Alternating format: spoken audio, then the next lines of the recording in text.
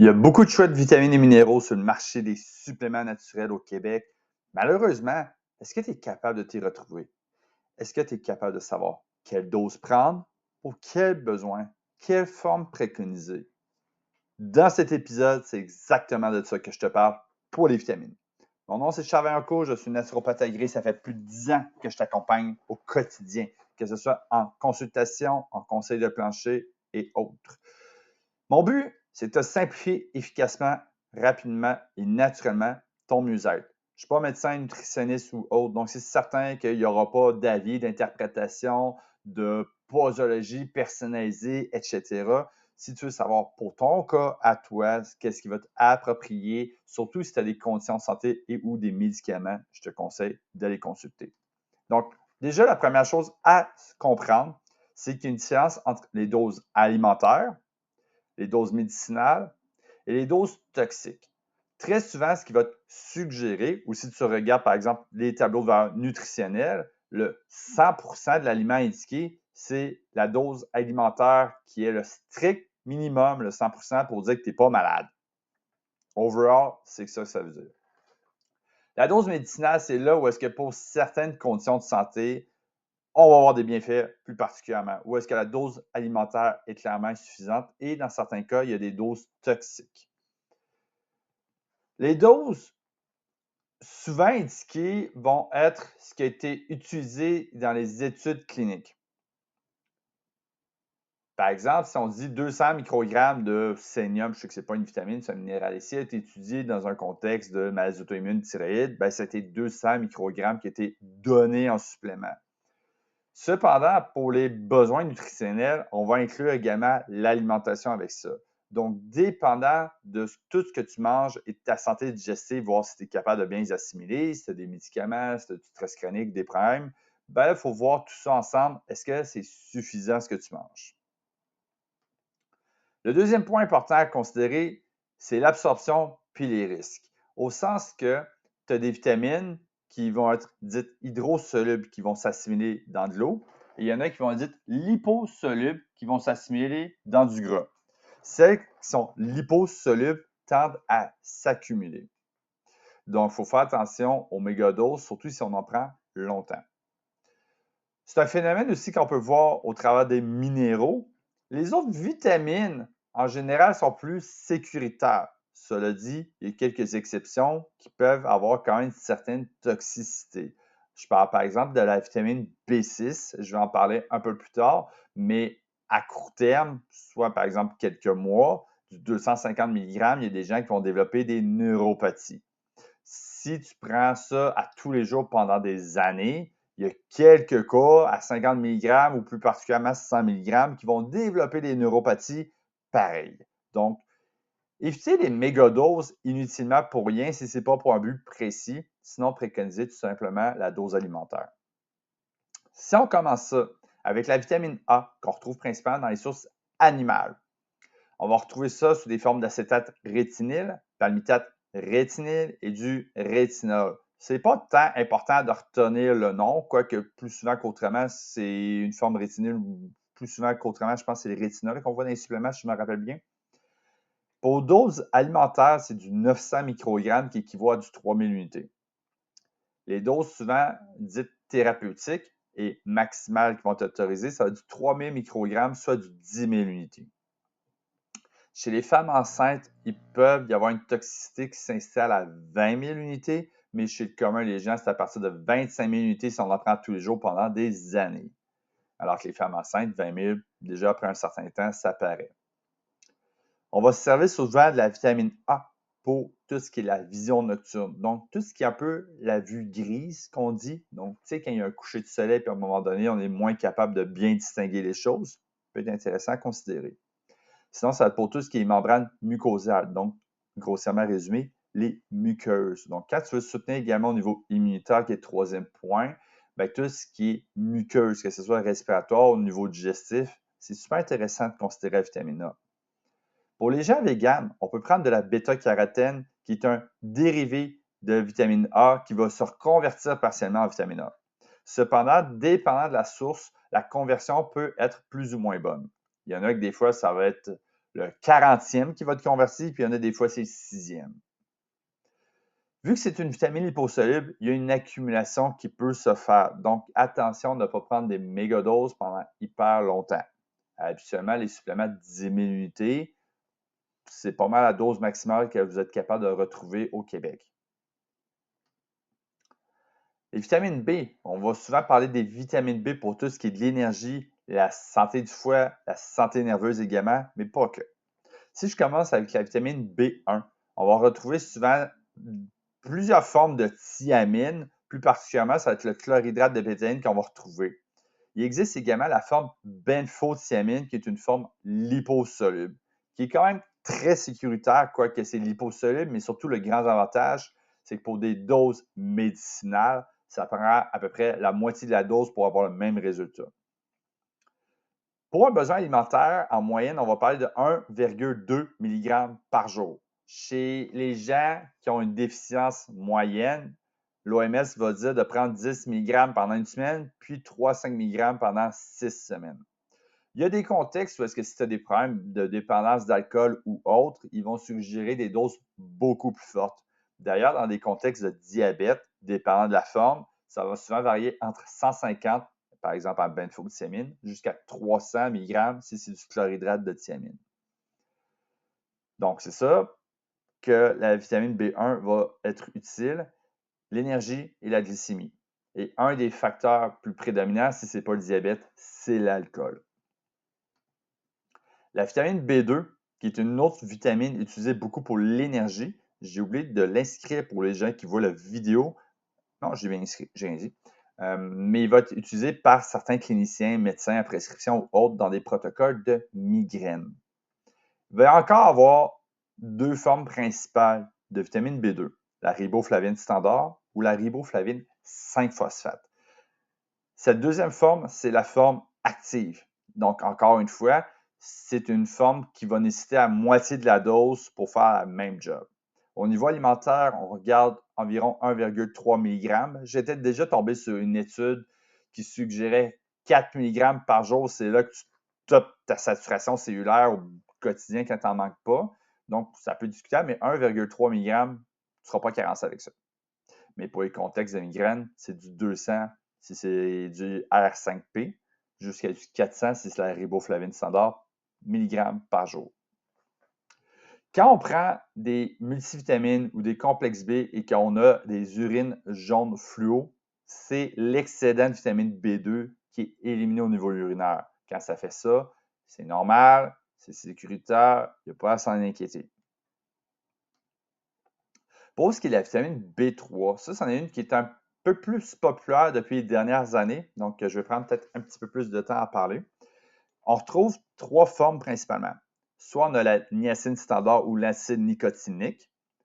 On a hexanicotinadinositol qui est en fait un mélange entre la vitamine B3 et la B7 qui est l'inositol. Donc, c'est majoritairement de la B3, mais pas que. Et on a la niacinamide. L'hexanicotinadinositol et la niacinamide, quoique je l'ai marqué juste pour la niacinamide, mais c'est applicable pour les deux, ils ne font pas l'effet secondaire de la niacine standard. L'effet secondaire en question est plus communément connu en anglais comme étant un flush. C'est un effet de vasodilatation. Donc, tu as une circulation sanguine qui est un peu plus accentuée. C'est ce qui fait que des fois, il y a des gens qui prennent ça et qui ont un peu plus de capillaires qui vont ressortir, un peu plus la peau rougeâtre. Également, ça peut picoter aussi. En général, cet effet-là est sécuritaire et temporaire. Mais cet effet-là ne va pas apporter plus de bienfaits. Cependant, l'hexanicotinate d'inositol et la niacinamide, quoiqu'ils répondent aux besoins alimentaires, sur les bienfaits cliniques, donc à des doses médicinales, ils vont être moins efficaces ou peu ou pas efficaces sur certains plans. Pour la vitamine B3, au niveau alimentaire, on parle de 16 mg par jour. Mais pour les besoins thérapeutiques, c'est souvent indiqué entre 500 mg à 4 g par jour, souvent basé sur des études de cholestérol et triglycérides. Donc, c'est pas rare que des fois, j'ai des thérapeutes, des médecins qui prescrivent ça à leurs patients, qui viennent chercher ça en boutique pour ces raisons-là. Sur le marché, on retrouve très peu ou pas de 100 mg que je n'ai pas écrit ici, qui a gagné un peu plus en popularité. Pourquoi? Pour des raisons plus ou moins valides, je vais dire ça de même, soit pour des contextes de protocole classiques, soit en lien avec la détox ou le soutien du foie ou peu importe, il y a des cliniciens qui vont utiliser des doses de 100 mg pour stimuler un peu plus la circulation sanguine de par l'effet du flush, justement. En se disant, ben, si tu mets un peu plus de circulation sanguine pendant qu'on favorise du sauna ou d'autres protocoles, ben, tu vas peut-être être capable de mettre un peu plus en circulation, entre guillemets, tes toxines et tes toxiques. Je trouve ça nécessairement discutable parce qu'il n'y a pas tant d'études sur le sujet. Ça ne veut pas dire que c'est pas positif, ça ne veut pas dire que c'est négatif, mais c'est discutable. Mais je fais une mention, souvent l'effet flush, c'est à partir de 35 mg que ça peut arriver. Il y a des gens pour qui ça va être plus, mais en général, à partir de là, c'est là qu'on peut le ressentir. Quoique la niacine a été indiquée dans certaines études pour le cholestérol et les triglycérides, où est-ce qu'on va se dire, ah, super, c'est bon pour la santé cardiovasculaire. Dans d'autres cas, les résultats sont mitigés ou négatifs. Un exemple de cas que je trouvais pertinent de mentionner, c'est qu'ils ont comparé deux groupes de gens qui prenaient des statines. Et un des deux groupes prenait entre 1 à 3 grammes de niacine par jour. Malgré que la niacine soit super intéressante au niveau cholestérol, triglycérides et autres chez ces gens qui avaient déjà des prédispositions, le niveau de mortalité était plus élevé. Oups! Donc là, ça se demandait, OK, mais c'est quoi la dose idéale pour avoir les bienfaits cardiovasculaires, mais sans avoir les effets néfastes, exemple de mortalité sur le long terme? Ce n'est pas encore complètement décidé, mais pour ces raisons-là, j'éviterais les doses de 1-2 grammes de niacine par jour, par exemple, à moins que ce soit votre médecin qui vous le prescrive et qui vous suive pour ça. En général, ce qu'on va retrouver sur le marché, ça a du 500 mg ou la niacine au travers des complexes de vitamine B ou des multivitamines à dose alimentaire. Donc, si ce n'est pas le 500 mg ou moins, je prendrais juste des doses alimentaires tout simplement. La vitamine B3, tout comme la vitamine B5, tout comme la B1 et la B2, vont être impliquées beaucoup au niveau de l'énergie aussi. La B5, c'est un peu comme la B1 et la B2, il y a deux formes principales. Ça, c'est de l'acide pantothénique ou du pantothénate de calcium, qui est la forme standard, ou il y a de la panthétine, qui est la forme active. Encore une fois, la panthétine va être une forme qui va nécessiter des plus petites doses pour avoir autant ou plus de résultats. En dose alimentaire, la vitamine B5, on parle de 5 mg par jour. Dans les études cliniques, ça va souvent varier entre 600 à 900 mg pour les bienfaits en lien avec l'hyperlipidémie, l'hypertriglycéridémie ou le cholestérol. Dans certains contextes, ils ont fait des études comparant 600 mg avec le 900 mg et il semblerait que le 900 mg n'apporte pas plus de résultats. Donc, plus petite la dose est, mieux c'est, je trouve. Je fais un bémol sur la vitamine B5. C'est un précurseur de coenzyme A qui est impliqué biochimiquement dans la gestion du stress au niveau des hormones. Cependant, je vois beaucoup de cliniciens mettre la vitamine B5 pour la gestion du stress et je n'ai pas trouvé une seule foutue étude clinique à ce jour qui ont utilisé la vitamine B5 pour voir si on a des résultats à ce sujet-là. Ni même savoir est-ce que les besoins de vitamine B5 sont accentués en contexte de stress. Il n'y a aucune information à ce jour que j'ai trouvée. Donc, souvent, vous allez voir des compagnies qui vont mettre des méga-doses de B5, exemple du 50, du 100, du 200 mg par dose journalière dans des complexes pour la gestion du stress. Est-ce que c'est vraiment nécessaire ou à quel point ça va pouvoir aider, changer de quoi, sinon coûter plus cher? J'en ai pas la moindre idée, malheureusement. La vitamine B6, c'est probablement la vitamine B avec laquelle il faut faire attention. Encore une fois, il y a deux formes principales. C'est soit du chlorhydrate de pyridoxine ou de la pyridoxale, qui est la forme standard, ou la forme active, qui est la pyridoxale 5-phosphate. Tantôt, je l'ai mentionné, mais il peut avoir un effet de neurotoxicité selon la dose et la durée que je prends associée à ça. Il n'y a pas, à proprement dit, d'études qui se sont faites sur la sécurité de la pyridoxine 5-phosphate, ou pyridoxal, ou comme vous voulez, en lien avec les neuropathies. Ce que je veux dire, c'est que les cas de neuropathie qui ont été répertoriés avec la chlorhydrate de pyridoxine ou la pyridoxine standard. Ça ne veut pas dire que P5P ne peut pas avoir de risque, mais quand on essaye de fouiller le pourquoi du comment la neuropathie peut arriver, la grosse suggestion que les auteurs scientifiques de ce monde proposent, mais peut-être pas que, c'est que la conversion de la pyridoxine en pyridoxine 5-phosphate se fait dans les cellules, principalement au niveau du foie. Et cette conversion-là pourrait amener un stress oxydatif qui, à haute dose ou à long terme, pourrait engendrer cette toxicité-là. Donc, pour cette raison-là, le P5P serait considéré plus fiable, plus sécuritaire. En plus d'être une forme active qui nécessite au moins la moitié de la dose, au moins, façon de parler, la moitié de la dose pour être au moins autant ou plus efficace. Donc, encore une fois, c'est intéressant pour certains bienfaits, mais à faire attention avec des mégadoses. Au niveau alimentaire, on parle de 1,3 mg. Au niveau des doses thérapeutiques, la majorité des études vont varier entre 30 à 50 mg par jour, que ce soit pour le sommeil, l'homocytine, qui est un facteur de santé cardiovasculaire, les SPM, les nausées de grossesse.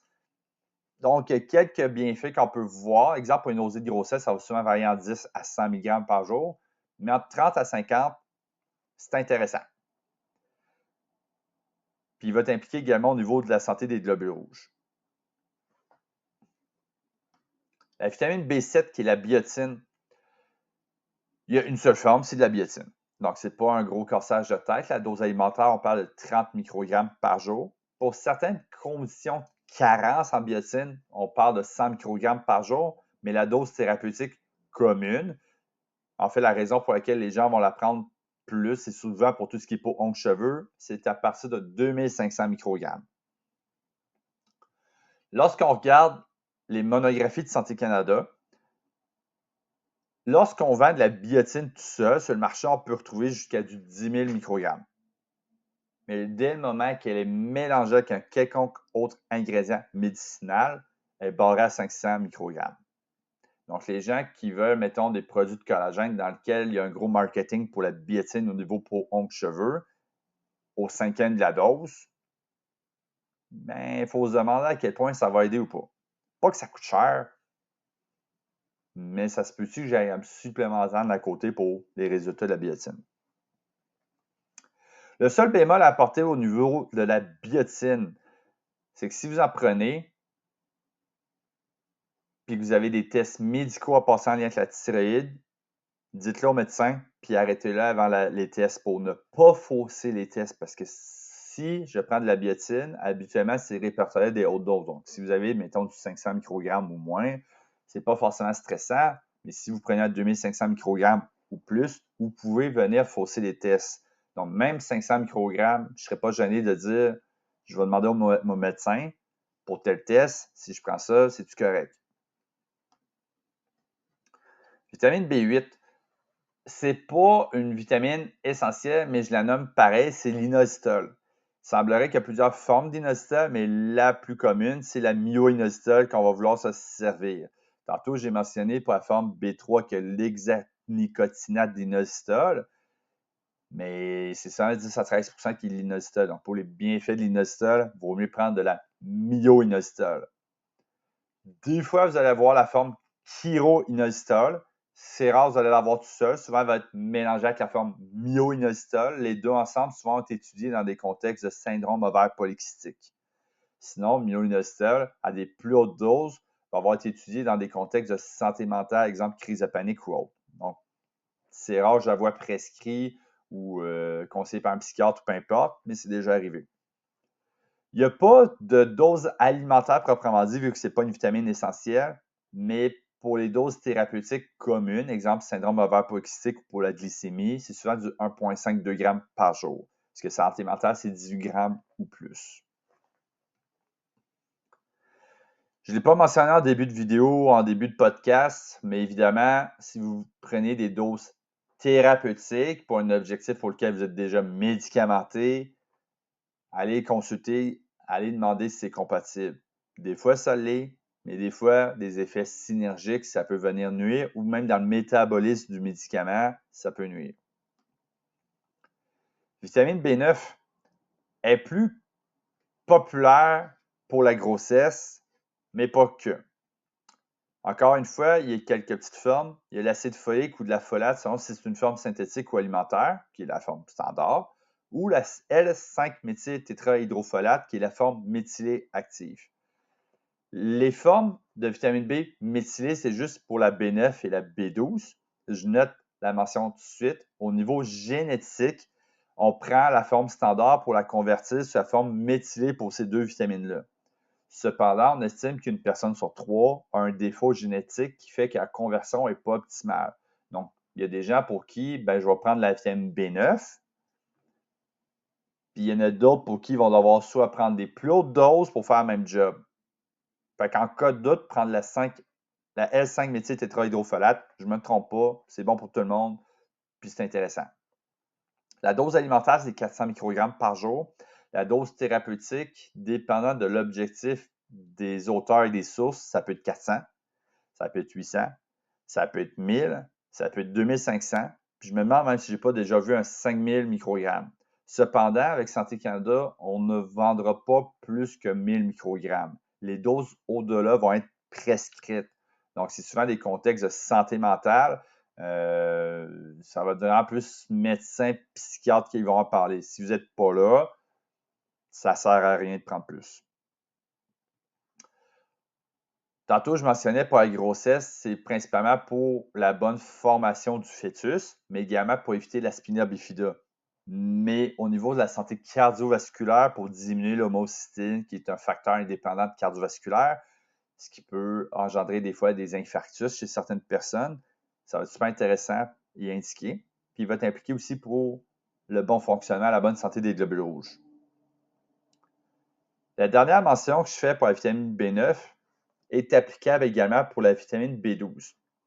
Si je me supplémente en vitamine B9 et que j'ai une carence en vitamine B12 avec les effets secondaires associés, je camoufle les effets secondaires de la B12 sans régler la carence de B12. Donc, ça peut devenir problématique. Et pour ce qui est de la vitamine B12, l'inverse est vrai. Donc, si je suis carençant en B9, que je prends de la B12, je camoufle les symptômes de la B9. Pour la vitamine B12, il y a quelques formes sur le marché. Principalement, c'est soit la cyanocobalamin, qui est une forme standard. Des fois, on va voir de l'hydroxycobalamine ou plus rarement de l'adénosylcobalamine. Mais la forme méthylée active, c'est la méthylcobalamine. La dose alimentaire, c'est 2,4 microgrammes par jour. Les doses thérapeutiques, c'est souvent du 500, 1000 ou 2000 microgrammes si on a besoin. Avec Santé Canada, on ne peut pas vendre plus que 1000 microgrammes lorsqu'il est mélangé avec un autre ingrédient. Mais tout seul, on peut retrouver jusqu'à du 5000.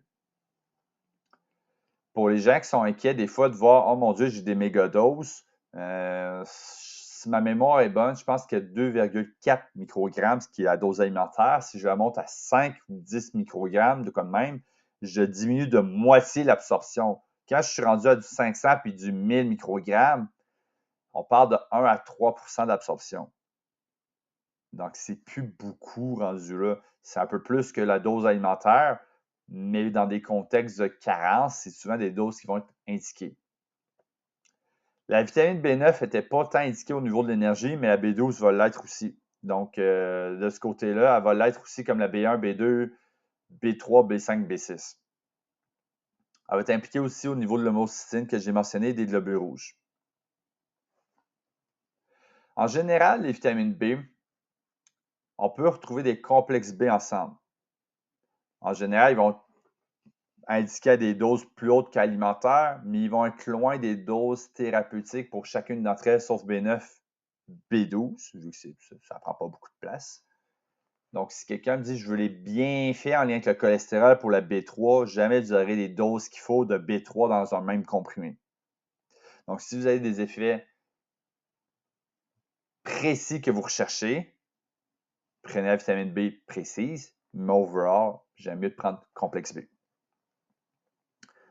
Vitamine C, c'est principalement de l'acide ascorbique ou des ascorbates. Quand c'est des ascorbates, c'est que la vitamine C est associée avec autre chose, par exemple du magnésium, du calcium ou autre. Donc, ça ne sera pas 100% de la vitamine C. Il existe aussi de la vitamine C liposomale. C'est une forme ascorbate dont la technologie est améliorée pour être rendue sous une forme liposoluble. Donc, elle peut se cumuler, mais elle est hyper sécuritaire. Même qu'étant mieux assimilée, les concentrations dans le corps vont augmenter, elle va être mieux tolérée, dont au niveau digestif, puis son effet va durer 2 fois plus longtemps. Les doses alimentaires, c'est souvent du 90 mg, 100 mg par jour qui vont indiquer. Dans des contextes athlètes, on va parler de 200. Au niveau thérapeutique, c'est souvent entre 500 à 2000 mg par jour qui va t'indiquer. À 2000 mg par jour, c'est pas mal la dose à laquelle la majorité des gens, ça va être encore toléré, mais c'est là que les effets secondaires au niveau digestif principalement vont arriver. On va l'indiquer beaucoup au niveau santé immunitaire, un peu au niveau collagène. Vitamine D3, il existe la D3, il existe la D2. La D2, c'est une forme végétale. La D3, c'est de la cholécalciférol. C'est principalement de laine de mouton. Des fois, il y a des sources véganes qui existent. Les doses alimentaires, c'est souvent du 400 à 800 unités par jour. Mais considérant qu'on est dans des pays nordiques puis qu'il y a une multitude de facteurs qui font qu'on peut manquer de D3. Exemple, je suis en inflammation, je manque de magnésium, je suis obèse et ma graisse dilue ma vitamine D3. L'hiver, je n'ai pas les rayons UV nécessaires pour fabriquer suffisamment de D3. Je ne mange pas d'huile de foie de morue tous les jours. Bien, ça va être souvent des doses qui vont être utilisées. Santé Canada barre à 2500 unités par jour de D3 et dès le moment qu'il est mélangé à autre chose, ça va être 1000 unités. Mais la plupart du temps, les cliniciens vont indiquer entre 2000 à 5000 unités par jour, suivant la logique de 50 à 75 unités par kilo de poids. Au-delà de 2500, au Québec, il faut que vous ayez voir un médecin pour qu'on ait le droit de vous indiquer ça ou pour le doser. C'est une pro-hormone qui va être utilisée beaucoup au niveau cardio-métabolique, au niveau hormonal, santé osseuse, mais beaucoup utilisée au niveau immunitaire. L'hiver, c'est probablement le supplément pour lequel je suis d'accord que tout le monde pourrait se supplémenter, à moins que vous ayez déjà des excédents, vous en preniez. Mais honnêtement, les gens qui prennent des 10 000 unités par jour à l'année longue ou tout l'hiver, ça ne vaut pas la peine, je trouve. Si on n'est pas carencé, 2000-2500 unités convient à 9 adultes sur 10 pour dire. Vitamine E, c'est une vitamine liposoluble également qui va s'accumuler. Comme la vitamine A, la vitamine E, c'est les deux vitamines, en fait, qui vont être les plus néfastes si on en prend trop dans le temps ou à trop de doses. La vitamine E, c'est un antioxydant liposoluble. Il va être beaucoup plus utilisé au niveau cardiovasculaire, au niveau de la santé de la peau, un peu au niveau neurologique, mais en même temps, il n'est pas tant populaire. On retrouve des formes tocophérols qui sont les formes actives mieux assimilées. Donc, pour un besoin alimentaire, ça fait très bien la job. Mais pour les bienfaits cardiovasculaires, ça va être beaucoup les formes tocotriénol. Les doses alimentaires, c'est 15 mg, soit 22,5 unités. Les doses thérapeutiques, c'est souvent du 200, 400 ou 800 unités qu'on va voir. Cependant, attention à la durée et à la dose qu'on prend. Parce que déjà, à partir de 250 unités, on peut voir des risques s'installer dans le temps, exemple en lien avec la mortalité, les cancers ou les effets fluidifiants sanguins. Donc, les gens qui prennent des médicaments, attention.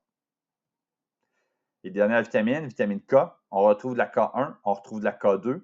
La K1 va être principalement utilisée pour l'aspect coagulation. La K2, on retrouve de la MK4, de la MK7. La MK7, ça prend beaucoup plus petite dose pour être plus efficace. Fait qu'à moins d'un besoin spécifique de coagulation, MK7 dans la vitamine K2, c'est pas mal là qu'on va tout le temps, règle générale. La dose alimentaire, c'est souvent du 90-120 microgrammes. Honnêtement, ça fait très bien la job. Il y a quelques études de vitamine K2, MK7 à 180 microgrammes, mais il n'y a pas tant d'études plus que ça. On va l'utiliser beaucoup plus pour la prévention de la calcification vasculaire. Donc, les gens qui vivent de l'inflammation chronique, qui prennent du calcium, peut être intéressant, mais attention si vous prenez des fluidifiants sanguins. Donc, si vous avez aimé cet épisode, le prochain va être en lien avec les minéraux. J'espère que ça vous a aidé. Si vous avez aimé ça, abonnez-vous et partagez. Passez une belle journée.